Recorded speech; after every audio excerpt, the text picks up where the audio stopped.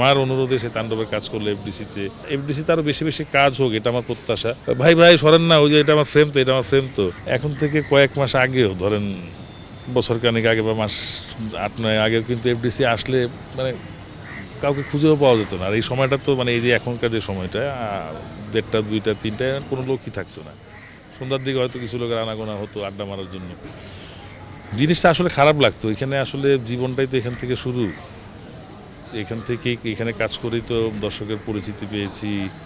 শিল্পী হইতে পারিনি হয়তো বা, তবে অভিনয় করেছি দীর্ঘদিন এখানে। তো খারাপ লাগতো। এবং যখনই আমি নতুন কোনো ছবিতে কাজ করার জন্য ডাক পেতাম বা চুক্তিবদ্ধ হতাম, আমি তাদেরকে আহ্বান করতাম, তাদেরকে আমি অনুপ্রাণিত করতাম, না চলেন না ভাই এফডিসিতে কাজটা করি, একটা সেটের কাজটাও তোমাকে এফডিসিতে করেন, কিছু কাজ এফডিসিতে করেন। এরকম করতে করতে প্রায় প্রথমে তা রাহান রাফি সাহেব শুরু করলো তার তাণ্ডবের কাজ। আমার অনুরোধে সে তাণ্ডবের কাজ করলো এফডিসিতে। পরবর্তীতে আমাদের ওই আরেকজন ডিরেক্টর করলেন, ওই ইনসাফ ছবিটি এখানে করলেন। তারপরে এখন বদিউল আলম খোকন সাহেব বেশ কিছুদিন যাবত টানা শুটিং করেছেন এফডিসিতে। আজকে ইমদাদুল হক মিলনের এই প্রেম শপথ চলচ্চিত্রটির শুরু হলো এফডিসিতে। আসলে এফডিসি না সব জায়গায় মানে কর্মমুখর থাকবে, সব অনেক আর্টিস্ট থাকবে একসাথে। আজকে যেমন অনেক সাথে আজকে দেখা হলো, যাদের সাথে আমার বিগত 2, 3, 4, 5 বছর দেখা হলো, আজকে তাদের সাথে দেখা হলো। তো অনেক টেকনিশিয়ানস আছে, অনেকের সাথে আজকে দেখা হলো অনেকদিন পর পর। অ্যাটলিস্ট এখানে আসলে কাজ করলে কি দেখেন, কাজটা তো হচ্ছে, পাশাপাশি সবার সাথে সবার কুশল বিনিময় হচ্ছে, এবং অনেকের খবরও নেওয়া যাচ্ছে কারো কোনো সমস্যা আছে কি না বা কেউ কোনো প্রবলেম আছে কি না, এটা এখানে বসেই জানা যায়। তো এফডিসিতে আরও বেশি বেশি কাজ হোক, এটা আমার প্রত্যাশা। একটা সময় ছিল এফডিসিতে দাঁড়ানোর সুযোগ পেতাম না, কোথাও দাঁড়ালেই বলতো ভাই ভাই সরেন না, ওই যে এটা আমার ফ্রেম তো, এটা আমার ফ্রেম তো। আবার আরেক জায়গায় দাঁড়াতাম, তো ওইখানে দাঁড়ালে 5 মিনিট পর আরেকজন বলতো ভাই এটা ফ্রেমে এসে দাঁড়াইছেন তো আপনি, সরেন না ভাই সরেন না। তো ওই দিনগুলো খুব মনে পড়ে।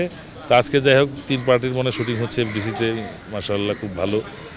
এবং আমি আশা করি দর্শকরা এটা একমাত্র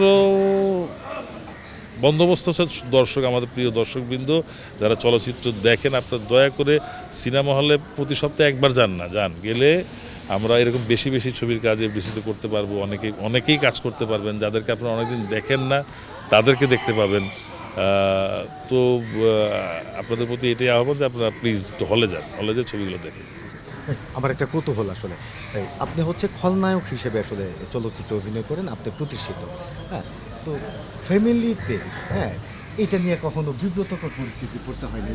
আমি 1995 সালে এফডিসি গেট দিয়ে এফডিসির ভিতরে ঢুকি।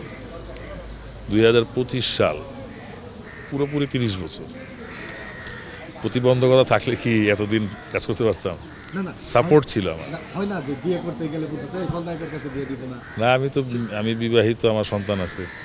তো আমার কোনো না, ওইটা আসলে মনে হয় যে মানুষ মনে হয় খলনায়ককে একটু অন্য চোখে দেয়। কিন্তু সামাজিক জীবনযাপনটা এটা ডিপেন্ড করে আপনার ব্যক্তিগত স্বভাব চরিত্রের উপরে। তো আমি ব্যক্তিগত স্বভাব চরিত্রে কেমন মানুষ, এটা আমার আশেপাশের লোক বা আপনারা যারা আছেন, আমার সহকর্মী যারা আছে তারা বলতে পারেন।